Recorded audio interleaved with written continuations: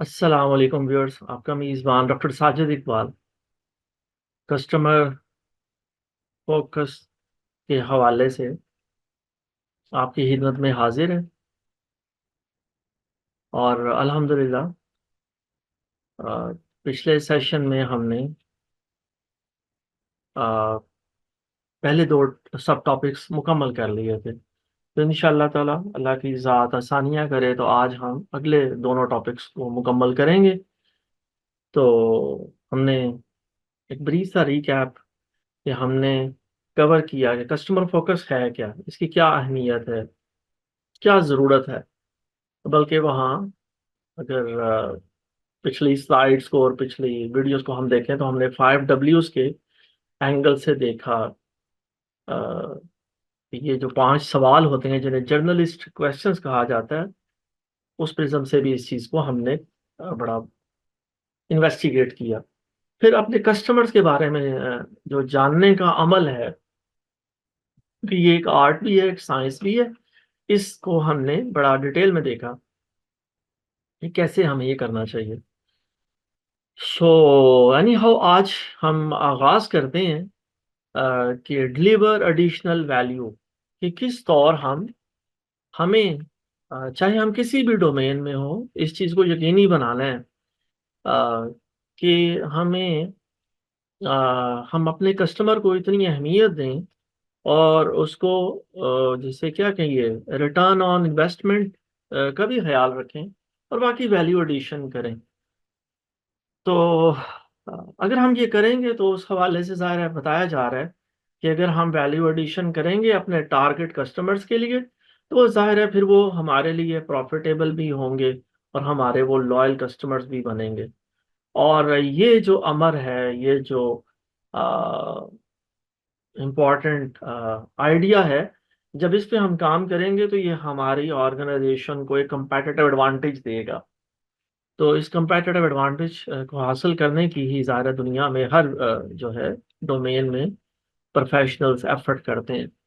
सो साहब, पहला आइडिया जो हम देख रहे हैं वो इस ज़मन में है, कनेक्ट फीडबैक टू एक्शन। बड़ा इंपॉर्टेंट आइडिया है कि आप पास जो है डेटा इकट्ठे करते रहें अपने कस्टमर्स के बारे में और उनकी हैबिट्स के बारे में, और उनको ऑब्जर्व करें कि वो कैसे हमारी प्रोडक्ट या सर्विसेज को यूज़ कर रही हैं, और हम फीडबैक और सर्वेज और जो दूसरी क्या कहना चाहिए टूल्स हमारे डिस्पोजल पे हैं हम यूज़ करते रहें। लेकिन ये सारी इंफॉर्मेशन, ये सारी एफर्ट अकारत जाएगी, ये इंफॉर्मेशन मीनिंगलेस है कि इस इंफॉर्मेशन को अगर बुनियाद बनाकर आगे इस पर एक्शन न लिया जाए। तो कंपेटिटिव एडवांटेज तभी होगा कि हम जो इंफॉर्मेशन गैदर करें और उसके बाद फिर उस इंफॉर्मेशन पे अमल करें और वैल्यू ऐड करें टुवर्ड्स आवर टारगेट कस्टमर्स।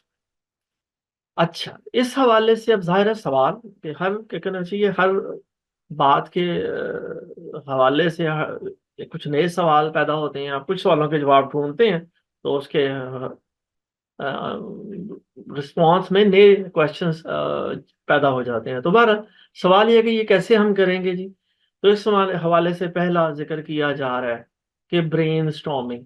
ठीक है जी, उसके 5 रूल्स को याद रखना है कि ब्रेन स्टॉर्मिंग जब भी हम करेंगे, और उसमें ज़रा ब्रेन स्टॉर्मिंग के अमल में इवन जो है हम अपने कस्टमर्स को और कंपेटिटर्स के कंज्यूमर्स को या नॉन कस्टमर्स को भी हिस्सा बनाएंगे।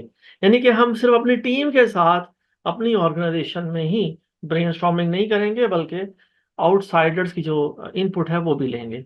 Then narrow the field of solutions.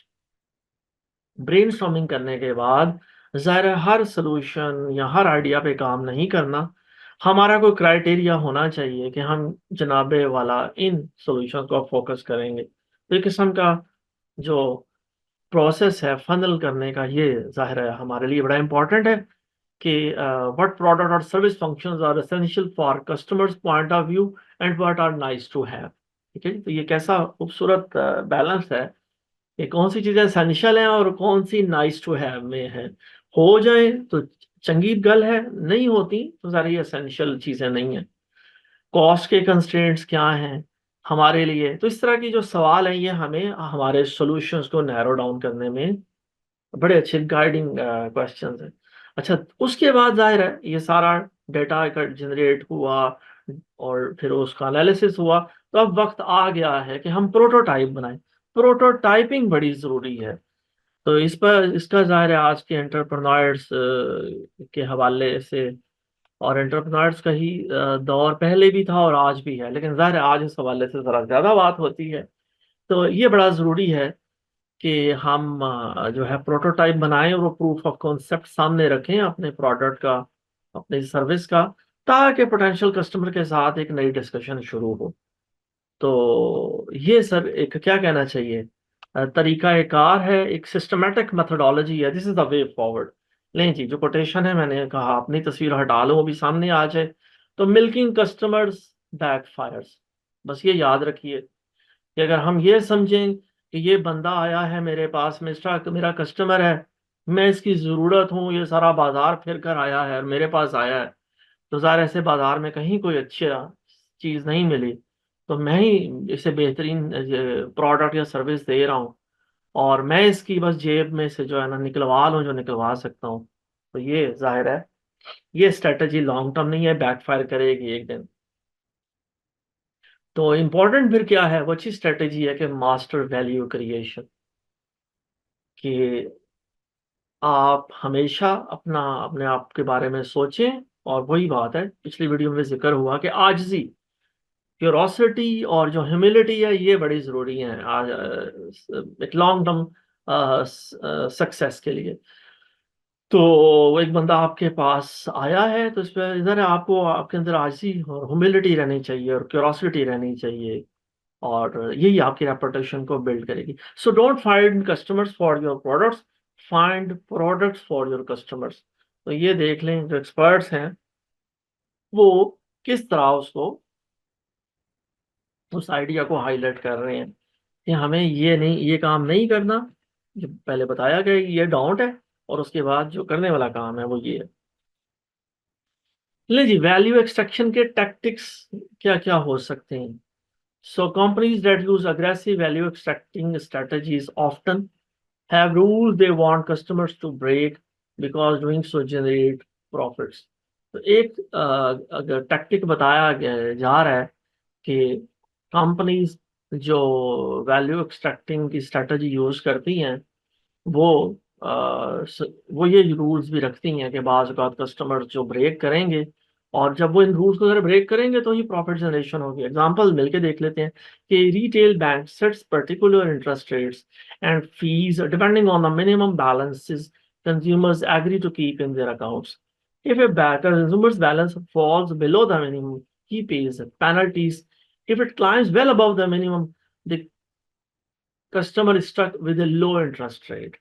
तो इस एग्जांपल को देने का मकसद यही है कि आप ज़ाहिर है वो अगर रूल्स को कस्टमर ज़ाहिर है वायलेट करेगा तो उसकी वजह से ज़ाहिर है जो है वो बैंक जो है उसको कुछ पेनल्टी डालेगा। अच्छा सर, तो make it hard for customers to understand और abide by the rules so they are more likely to break it. ठीक है, rely on contracts to prevent customers from defecting.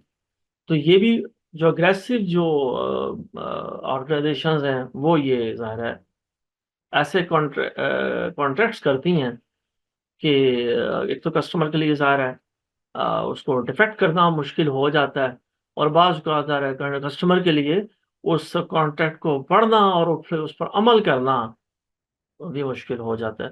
तो ये ज़रा सर एक मेरे लिए अच्छी स्ट्रेटजी तो नहीं है, लेकिन बहरहाल हमें समझने के लिए, जानने के लिए हमारे लिए बड़ी इंपॉर्टेंट है कि health club knows that its most profitable customers are those who sign up for long-term memberships, but they rarely visit the club. So through confusing contractual language, the club makes it hard for such customers to extricate themselves from the contract.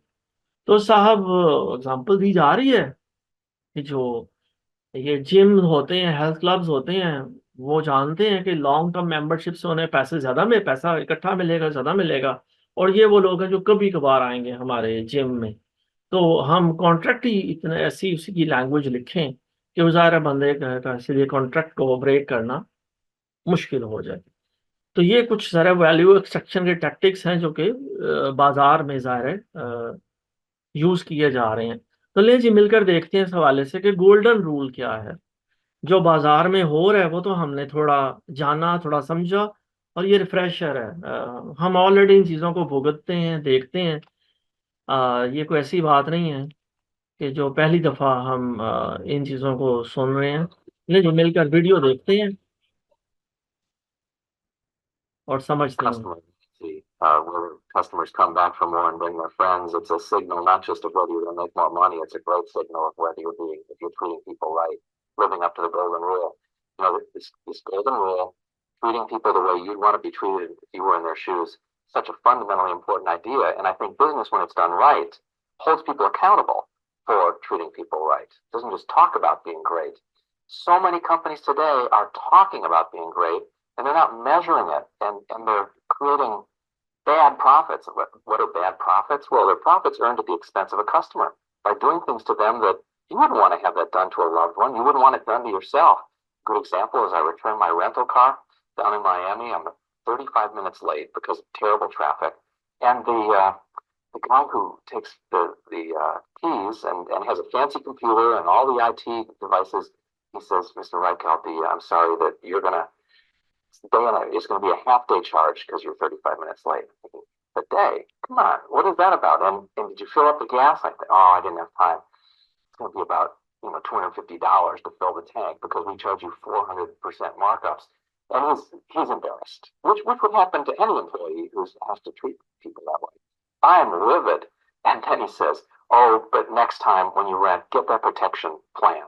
I'm thinking, protection plan? Is this organized crime or car rental? And so many companies who would think they're ethical are doing things to their customers that are outrageous.